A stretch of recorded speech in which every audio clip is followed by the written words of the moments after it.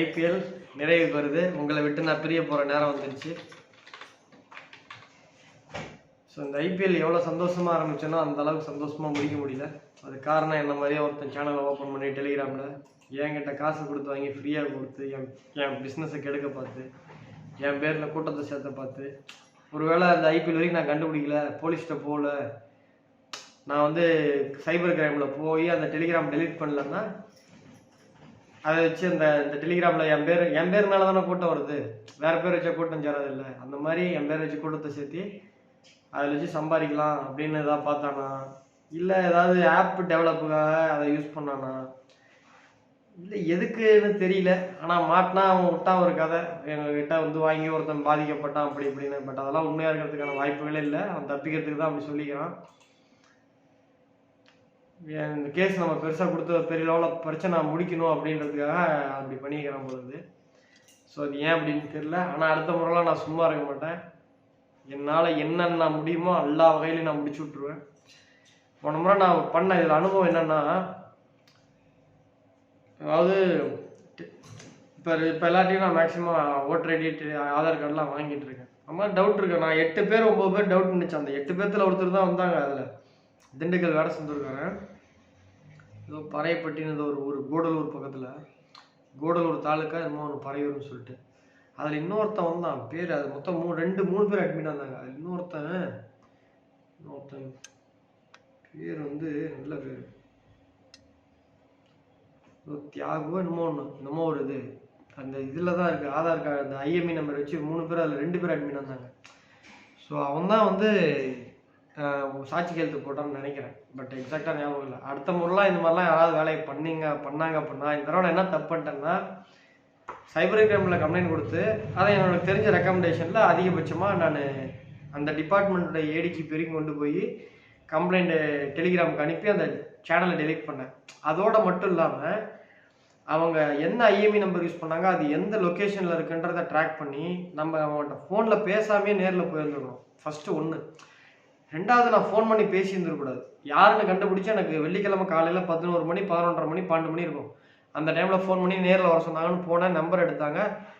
3 number இருந்தது. அதில் ஒரு நம்பர் தான் என்கிட்ட ரிசல்ட் வாங்குற நம்பர், மீதி 3 நம்பர் இல்லை. அந்த ஒரு நம்பருக்கு கால் பண்ணி என்னன்னு கேட்டால், சொல்லுங்கள் சார் அப்படின்னு கேஷுவலாக பேசலாம். சொல்லுங்கள் சார், ஏப்பா அந்த வேலையை பண்ணுறேன், என்ன சார் ஒன்றுமே புரியலையே அப்படின்னா.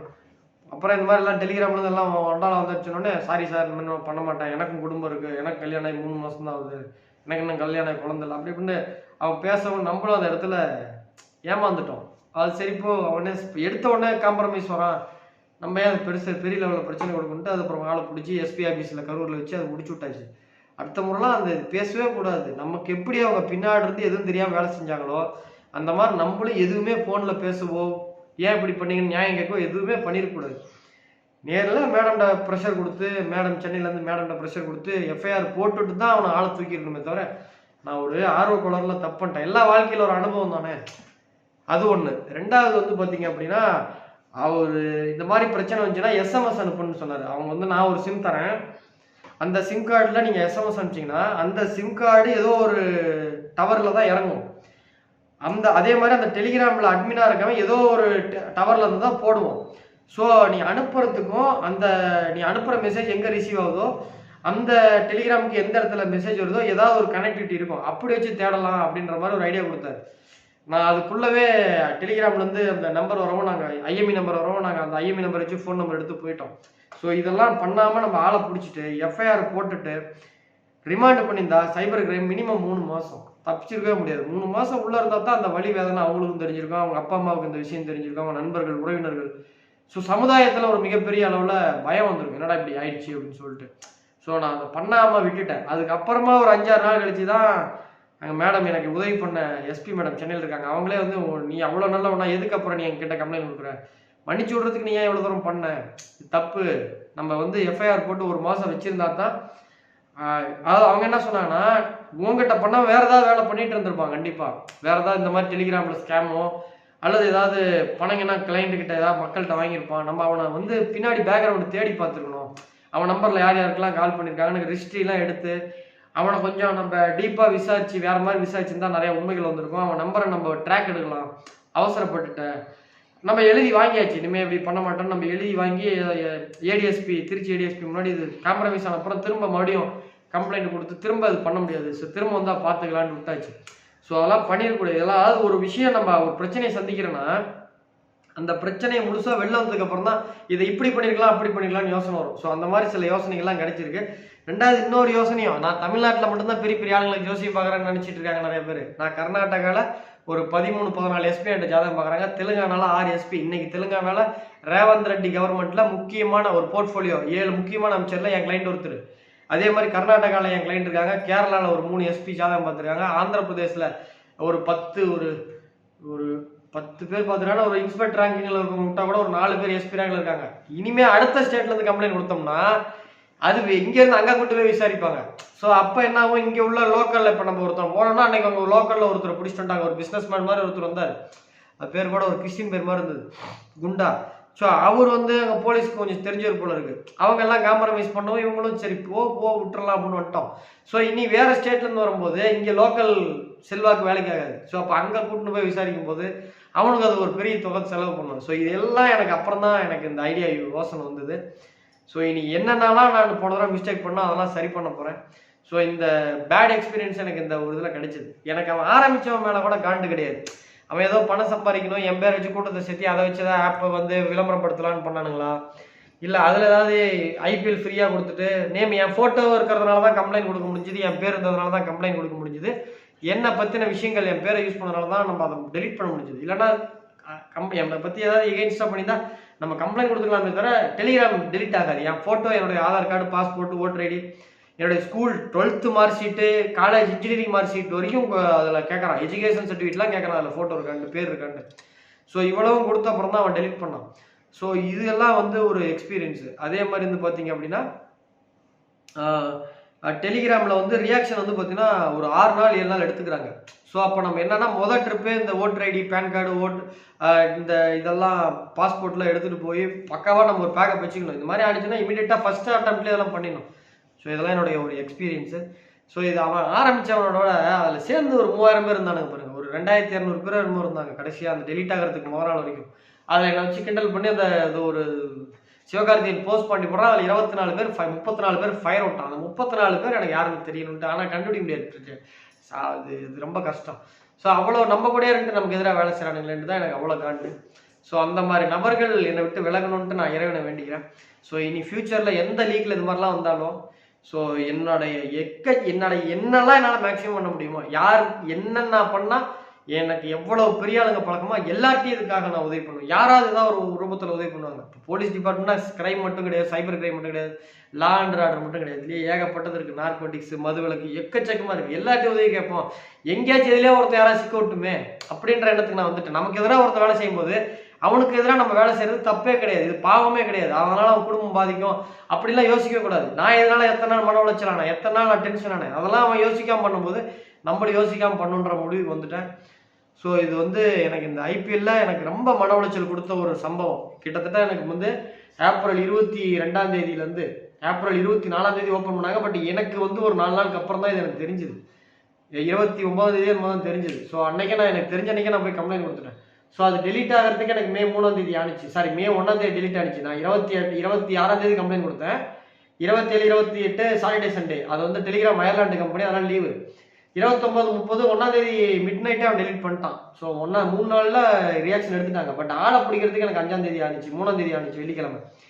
ஸோ இந்த ஒரு 6 நாளில் நான் நிறைய மன உளைச்சல் அடைஞ்சேன். இந்த எதனால இந்த பண்ணதுனால. ஸோ இனிமேலாம் ஃபியூச்சரில் நான் இது மிரட்டுற மாதிரி பேசுகிறேன்னு நினைக்காதீங்க. நான் என்ன சொன்னால் செஞ்சிடணும், இல்லைன்னா மதிக்க மாட்டாங்க, என்னடா சொல்லிட்டு செய்யலன்ற மாதிரி. இனி யாராவது பண்ணால் என்னுடைய வாடிக்கையாளர்கள் காவல்துறையில் இருக்க கேரளா, கர்நாடகா, ஆந்திரா, தெலுங்கானா, ஆந்திர பிரதேஷ் இவங்கெல்லாம் இருக்கக்கூடிய முக்கியமான அதிகாரிகளை வச்சு அந்த ஊரில் கம்ப்ளைண்ட் கொடுக்க வைப்பேன். எனக்கு அது ஒரு பெரிய விஷயமே கிடையாது. எனக்கு அங்கே நிறைய பேர் பழக்கம். அவங்கள விட்டு நான் கம்ப்ளைண்ட் கொடுக்க வைப்பேன். இந்த இவன் ஏமாத்திட்டான்னு ஃபுல் கம்ப்ளைண்ட் அந்த டெலிகிராம் மேலே. ஸோ அவங்க ஆக்ஷன் எடுப்பாங்க. இங்கேயும் கொடுப்பேன். ஸோ வந்து அடுத்த முறை என்கிட்ட பண்ணால் நான் கண்டிப்பாக விட மாட்டேன். என்னால் என்னென்ன பண்ண முடியுமோ, உச்சபட்சமாக என்ன பண்ண முடியுமோ, ஒரு 2 வக்கீலை கூப்பிட்டு வந்தாங்க. எனக்கு என்கிட்ட ஜாதகம் பார்த்த வக்கீல் 14 பேர் அரசு தரப்பு வழக்கறிஞர், அதாவது பப்ளிக் ப்ராசிக்யூட்டர் இருப்பாங்க. ஸோ எனக்கு எல்லா பக்கமும் ஆள் இருக்குது. அதை நான் வந்து திமிரா சொல்ல. எங்கிட்ட ஜாதகம் பார்த்த கிளைண்ட் எல்லா பக்கமும் இருக்காங்க. நீதிபதி வரைக்கும் நான் ஜாதகம் பார்த்துட்டு இருக்கேன். ஸோ அவங்களுக்கு என்ன தெரியுமோ அதை விட எனக்கு மேலேயே பல மடங்கு பவர்ஃபுல்லாக எனக்கு தெரியும். பார் கவுன்சில் தலைவரே இப்போ எனக்கு கிளைண்ட் தான், ரொம்ப க்ளோஸ். நான் ஃபோன் பண்ணி ஒரு 10 நிமிஷத்தில் அவங்க பிஏ கிட்ட ஜூனியர் அட்வொகேட்டை கொடுத்து பேசினா ஒரு மேக்ஸிமம் ½ அன் ஹவரில் ரீச் பண்ணுற டிஸ்டன்ஸில் தான் நான் இருக்கேன். ஸோ எனக்கு அதெல்லாம் ஒரு பெரிய விஷயமே கிடையாது. ஸோ அடுத்த முறை யாரும் இந்த மாதிரி வந்துடாதீங்க. வந்தால் இந்த மாதிரி சார் எனக்கு கல்யாணம் 3 மாதம் தான் ஆச்சு, எனக்கும் அதெல்லாம் நீங்கள் பார்க்கணும், எனக்கும் கல்யாணம் அதெல்லாம் பார்க்கவே மாட்டேன், பேசவே மாட்டேன். நம்ம தான் நீங்கள் எப்படி எனக்கு மறைமுகமாக வேலை செய்றீங்களோ அதே மாதிரி நானும் செஞ்சு விட்டு போயிடுவேன். இந்த வீடியோ அந்த ஒருத்தனுக்காக கிடையாது. அந்த மாதிரி அந்த பண்ணவன் யாருன்னு உங்களுக்கு தெரியாது, அவன் பண்ணவனோட ஃப்ரெண்டுக்கு தெரியும், அவங்களுக்கும் சேர்த்து தான் நான் சொல்கிறேன்.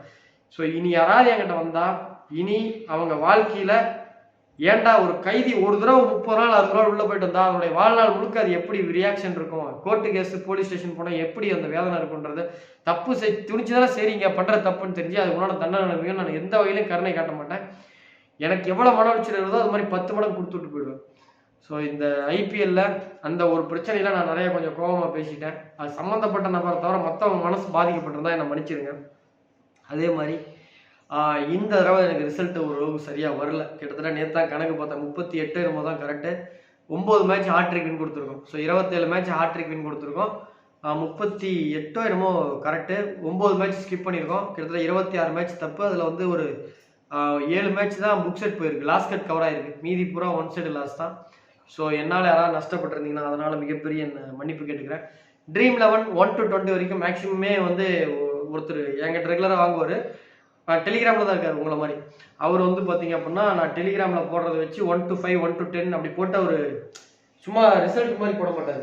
அதாவது நோட்டை போட்டு 1 to 5 இந்த மேட்ச்சுக்கு போட்டிருக்கேன், வின்னா வின் இல்லையா, 1 to 10 வின்னா வின் இல்லையான்னு டேட்டா வச்சிருக்காரு. அவர் சொன்னது ஓகே இந்த தடவை ட்ரீம் 11 போனதோட நல்லா தான் இருக்குது, மேக்ஸிமம் 1 to 10 வந்து ஒரு 10 மேட்ச் தான் தப்பா, மீதி எல்லாமே கரெக்டு ஜான்ஜி அப்படின்ற மாதிரி சொன்னார். ஸோ 1 to இந்த ட்ரீம் 11 யாராவது என்ன நஷ்டம் இருந்தீங்கன்னா அவங்களுக்கும் மனப்பூர்வமாக மன்னிப்பு கேட்டுக்கிறேன். ஸோ ஏதாவது என்னோடய வீடியோஸ் மூலிமா உங்கள் மனசு கஷ்டப்படுத்திருந்தாலோ காயப்படுத்திருந்தாலோ ஏதாவது ஒரு கோவத்தில் நான் மனசில் வச்சுக்க மாட்டேன், அடுத்த சீரீஸ்க்கு இதெல்லாம் மறந்துடுவேன். ஸோ என்கிட்டலாம் வந்து எந்த ஞாபகம்லாம் இந்த மாதிரி பர்சனலாக எவனா தாக்கினதான் ஞாபகம் வச்சுட்டு பண்ணுவேன். இது மாதிரி டென்ஷன் பண்ணுறதுலாம் நான் இது இல்லை. ஸோ யாரையா நான் ஏதாவது திட்டி இருந்து உங்கள் மனசு காயப்பட்டிருந்தா அவங்களை என்ன மன்னிச்சிருங்க. ஸோ இந்த ஐபிஎல் இன்றோட நிறைவுபடுகிறது, நான் உங்களை விட்டு விலக போகிறேன். ஸோ ஒரு வேர்ல்டு கப்புக்கு எல்லா மேட்சும் கொடுக்க முடியாது. வேர்ல்டு கப் நிறைய பேர் சார் பண்ணுங்க வேர்ல்டு கப்புக்கு வீடியோ போடுங்கன்றீங்க, கண்டிப்பாக வீடியோ போடாமல் இருக்க மாட்டேன், அதில் மாற்றுக்கிறது கிடையாது. பட் என்ன பிரச்சனைனா எல்லா மேட்சுக்கும் என்னால் கொடுக்க முடியாது, அதை நீங்கள் புரிஞ்சுக்கோங்க. நம்ம எல்லா மேட்சும் கொடுக்க முடியாதுன்னா ப்ராக்டிக்கலாகவே முடியாது. இப்போ இது வந்து சும்மா குத்து மதிப்பாக போடுறது கிடையாது, குத்து மதிப்பாக போடுறது கிடையாது. இப்போ இந்தியன் ஸ்குவாடுனா இந்தியாவில் விளையாடுற எல்லாத்தோடைய டேட்டாவே என்கிட்ட நிறையா இருக்குது. எல்லாமே ஐபிஎல்ல விளையாண்டவங்க தான் 4-5 வருஷமா. அயர்லாண்டு யாரையுமே தெரியாது, ஒருத்தர் அதில் விளையாண்ட ஒருத்தர் கூட பெரும்பான்மையான லீக்ல விளையாண்டவங்க கிடையாது, அதனால் அவங்களுடைய டேட்டா எதுவுமே கிடையாது. இங்கிலாண்டை பொறுத்த வரைக்கும் மேக்ஸிமம் எல்லாமே இருக்குது. இப்போ இது ஐபிஎல்ல பார்த்தீங்கன்னா Moeen Ali, Will Jacks, Sam கரனி, Liam Livingstone, Jonny Bairstow, Phil Salt, Jos Buttler, பழைய ஜோஃப்ரா ஆர்ச்சர் நிறையா ராஜஸ்தான்காக விளையாண்டுருக்காரு, அந்த டேட்டா இருக்குது. அதில் ரசித்து, Mark Wood, Reece Topley, Chris Jordan எல்லாமே இருக்குது. ஸோ இங்கிலாந்து சூப்பராக வரும். கனடா ஒருத்தம் கூட கிடையாது, யுனைடெட் ஸ்டேட் ஒருத்தம் கூட கிடையாது, ஆஸ்திரேலியா எல்லாத்துக்குமே இருக்குது, ஸ்காட்லாண்டு ஒருத்தம் கூட கிடையாது, ஓமன் ஒருத்தம் கூட கிடையாது, சவுத் ஆப்பிரிக்கா கிட்டத்தட்ட எல்லாமே நம்ம SA T20 சீரீஸ் பண்ணியிருக்கோம். அதனால் மேக்ஸிமம் எல்லாத்தோட இது இருக்குது. ஐபிஎல்ல பார்த்தீங்கன்னா Markram, Hendricks, David Miller, Hendricks வந்து PSL விளையாண்டாரு, Marco Jansen, Quinton de Kock, Heinrich Klaasen, Stubbs, அதே மாதிரி Coetzee, Keshav Maharaj, Anrich Nortje, Kagiso Rabada, Shamsi எல்லாமே இருக்குது. ஸ்ரீலங்கா லங்கா பிரீமியர் லீக் பண்ணியிருக்கோம், எல்லாமே இருக்குது. நியூசிலாண்டு மேக்ஸிமம் எல்லாமே இருக்குது. இப்போ இது ஐபிஎல்லே பார்த்தீங்கன்னா Kane Williamson, Chapman, Daryl Mitchell, Ravichandran, Rachin Ravindra, James Neesham, Mitchell Santner, Devon Conway, Trent Boult, Ferguson, Martin Rees, Sodhi, Tim Southee இவங்கெல்லாம் வந்து இருக்குது நம்மகிட்ட டேட்டா. ஆப்கானிஸ்தான் ஒரு சில பிளேயர் இருக்குது, ரஷீத் கான் இருக்குது, முகமது நாபி இருக்குது, ஜார்டன் இருக்குது, அதே மாதிரி குலாப்தீன் நாயிப் இருக்குது. ஸோ பவுலிங்னு பார்த்தீங்க அப்படின்னா நவீன் உல்லாக், ஒரு சில பிளேயர் இருக்குது, ரஹ்மான் உல்லா குர்பாஸ்லாம் இருக்குது.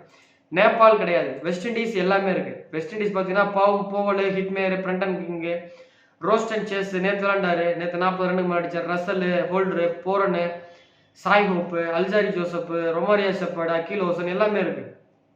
உகாண்டா கிடையாது, பப்பு குனியா கிடையாது, நமீபியா கிடையாது. நமீபியாவில் பார்த்தீங்கன்னா டேவிட் வீசன் ஒருத்தர் மட்டும், எராஸ்மஸ் டேவிட் வீசன் மட்டும் விடுவாங்க. பட் மீதி இல்லாத 2 பிளேயர் மட்டும் வச்சு நம்ம எப்படி கரெக்டாக சொல்ல முடியாது. ஸோ நெதர்லாண்டு கிடையாது, பங்களாதேஷ் இருக்குது, பாகிஸ்தான் இருக்குது. ஸோ இந்த 9 டீம்கள் அவங்களுக்குள்ள விளையாடுற மேட்ச் தான் கணிக்க முடியும். இப்போ உதாரணத்துக்கு இங்கிலாந்து அயர்லாந்து விளையாட முடியும்னா கணிக்க முடியாது, ஏன்னா அயர்லாந்து பிளேயர் நமக்கு தெரியாது. England, India, Australia, south Africa, Sri Lanka, New Zealand, west Indies, Bangladesh, Pakistan, இந்த 9 டீம் அவங்களுக்குள்ள விளையாடுறாங்க பார்த்தீங்களா? அந்த மேட்சுக்கு மட்டும் தான் நம்ம ட்ரீம் 11 கொடுக்க முடியும். அந்த மேட்சுக்கு மட்டும் தான் நம்ம மேட்ச் ப்ரெடிக்ஷன் தர முடியும். மேட்ச் ப்ரெடிக்ஷன் கூட இப்போ நம்ம தரலாம். இப்போ ஸ்காட்லாண்டோட கேப்டனோட ஜாதகம் வந்து பார்த்தீங்கன்னா ரைலி பெர்கன்டன்ற ஒருத்தர். ஓமனோட ஜாதகம் வந்து பார்த்தீங்கன்னா அதோட கேப்டன் பேர் வந்து அக்யூஸ் செல்ரின்னு ஒருத்தர். இவங்களோட ஜாதகம் டேட் ஆஃப் பர்த் இப்போ கிடைக்குது. இப்போ அக்யூஸ் செல்ரியோட ஜாதகம் பார்த்தீங்கன்னா டேட் ஆஃப் பர்த் வந்து பார்த்தீங்கன்னா 11/9/1998. நம்ம வந்து ஜாதகத்தை போட்டு நம்ம யார் ஜெயிப்பான்னு வேணா தரலாம். அதுவுமே கூட உறுதியாக சொல்ல முடியாது, ஏன்னா அவங்களதான் நம்ம ஃபர்ஸ்ட் பண்ணுறோம். ஸோ அதனால் முடிஞ்ச வரைக்கும் நான் இந்த 9 டீம்கள் விளையாடுற எல்லா மேட்சுக்கும் கொடுக்குறேன். அதுபோல் அந்த மேக்ஸிமம் இவங்களே தான் வந்து பார்த்தீங்கன்னா இந்த 9 டீம் தான் வந்து பார்த்தீங்கன்னா சூப்பர் 6, சூப்பர் 8, செமிஃபைனல் எல்லாமே வருவாங்க. இப்போ இந்த சூப்பர் 8 வந்து பார்த்தீங்க அப்படின்னா எல்லாமே இவங்க தான் வருவாங்க. ஸோ அந்த மேட்ச் செமிஃபைனல், இந்த சூப்பர் 8 எல்லா மேட்சும் தருவேன். சூப்பர் 8 கிட்டத்தட்ட வந்து பார்த்தீங்கன்னா ஒரு 15 மேட்ச் வரும். அதே மாதிரி செமிஃபைனல் 2, ஃபைனல் 1, இந்த ஒரு 21 மேட்ச்சுக்கு நான் கொடுக்க முடியும், மற்ற மேட்ச் கொடுக்க முடியாது. ஸோ கொடுக்க முடியாதுன்னா திமிரா சொல்ல, என்னால் முடியாது, ப்ராக்டிக்கலாக முடியாதுன்றது தான் உண்மை. ஸோ மீண்டும் அடுத்த வேர்ல்டு கப்பில் பார்ப்போம். ஸோ மற்ற மேட்சுக்கு ஐபிஎல் ப்ரெடிக்ஷன் மட்டும்தான் வரும், ட்ரீம் 11 வராது. ஸோ நான் ரொம்ப நேரம் பேசிட்டேன்னு நினைக்கிறேன். ஸோ ஏதாவது என்னோட எந்த ரூபத்திலேயாவது நான் யாரையா காயப்பட்டுனா நான் மன்னிச்சிருங்க, நான் எதையுமே பர்சனலாக பண்ணல. ஸோ கொல்கத்தா நைட் ரைடர்ஸ் பொறுத்த வரைக்கும் ரஹ்மானுல்லா குர்பாஸ், கொல்கத்தா நைட் ரைடர்ஸ் சார்பாக Rahmanullah Gurbaz, Sunil Narine, Venkatesh Iyer, Shreyas Iyer, Rinku Singh, Andre Russell, Ramandeep Singh, Mitchell Starc, Harshit Rana, Vaibhav Arora, Varun Chakravarthy இவங்கெல்லாம் விளையாடுறாங்க இன்னைக்கு அப்படின்னு கிரிக்பஸ்ல சொல்லியிருக்காங்க.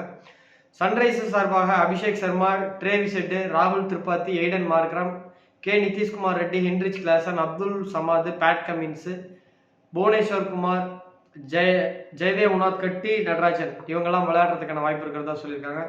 ஸோ இன்றைய போட்டி வந்து பார்த்தீங்கன்னா ஒரே நட்சத்திரம் சந்திரன் வந்து பூராடத்தில் ஆரம்பித்து பூராடத்திலே தான் முடியுது, சுக்கிரன் ஆதிபத்தியம்.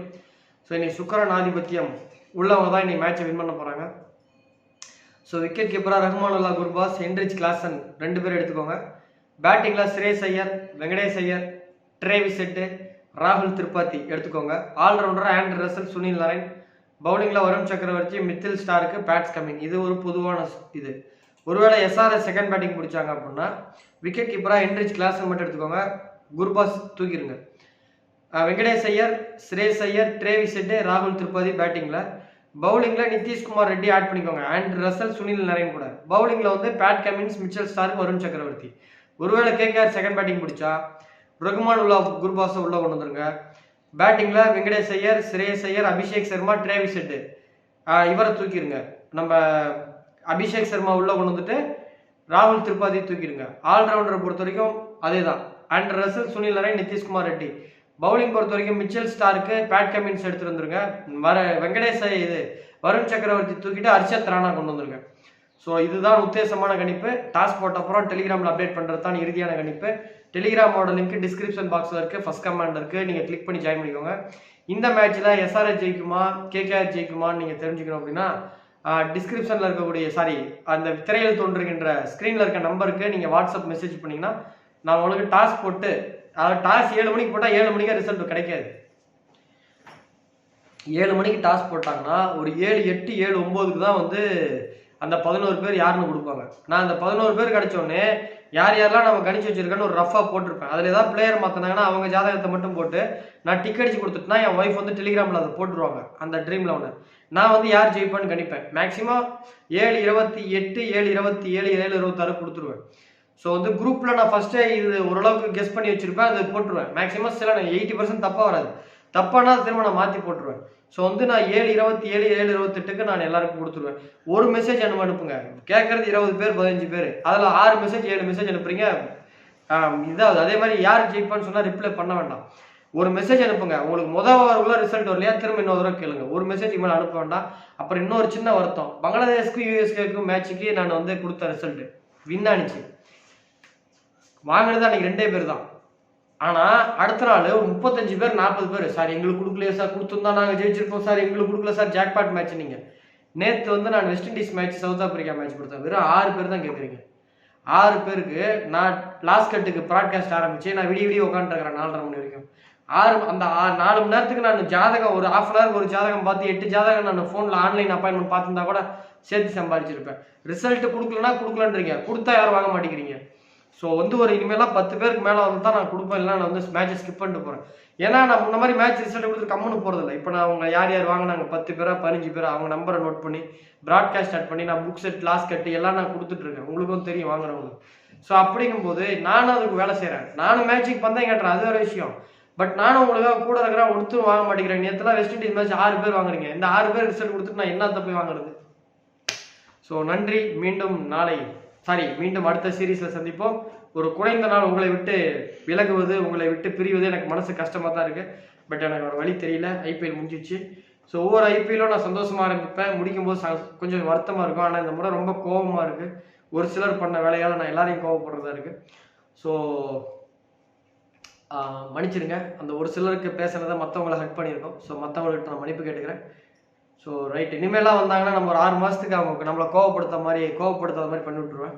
ஸோ அதனால் அவங்களும் ஒரு தடவை இந்த மாதிரி பிரச்சனை அனுபவிச்சிட்டா அவங்களும் இந்த மாதிரி வரமாட்டாங்க. ஏன்னா எல்லாரும் ஒரு வேகத்தில் பண்ணுறது தானே, அவங்களுக்குன்னு பிரச்சனை வரும்போது அவங்க பயப்படுவாங்க. ஸோ நன்றி, மீண்டும் அடுத்த சீரீஸில் சந்திப்போம்.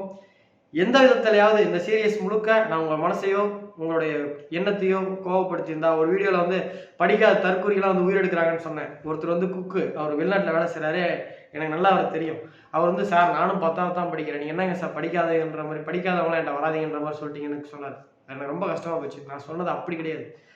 நான் சொன்னது படிக்காதவங்க அப்படின்றது, நான் ஒரு விஷயத்த சொல்கிறேன் அப்படின்னா அதை புரிஞ்சிக்காதவங்க தான் படிக்காதவங்க. இப்போ நம்ம மேட்ச் முடிஞ்சதுக்கப்புறம் நான் ஒரு ட்ரீம் 11 கொடுக்குறேன், ட்ரீம் டீமை நான் போடுறேன். ஏன் சார் இதே எங்களுக்கு கொடுக்கல, இதில் மட்டும் கேப்டன் வைஸ் கேப்டன் கரெக்டாக இருக்குன்னா அதை நான் பல இடங்கள்ல சொல்லியிருக்கேன். அது ஏன் டீம் கிடையாது, அதை புரிஞ்சிக்காமல் பேசுகிறாங்க பாருங்க, அவங்கள தான் சொன்னேன். ஸோ அந்த மாதிரி ஏதாவது ஒரு வகையில் நான் சொன்னது தப்பாக நீங்கள் புரிஞ்சுக்கிட்டு உங்கள் மனசு காயப்படுத்தியிருந்தா எல்லார்ட்டையும் நான் மன்னிப்பு கேட்டுக்கிறேன். நன்றி, வணக்கம். மீண்டும் வேர்ல்டு கப்பில் சந்திக்கும் வரை உங்களிடமிருந்து விடைபெறுவது உங்கள் அன்பு நண்பன் சேலம் பாலாஜி ஹாசன். வணக்கம் நேர்களே. இந்த சேனல் இது வரைக்கும் சப்ஸ்கிரைப் பண்ணவங்க சப்ஸ்கிரைப் பண்ணிக்கோங்க, டெலிகிராமில் ஜாயின் பண்ணாதவங்க ஜாயின் பண்ணிக்கோங்க. நன்றி, வணக்கம்.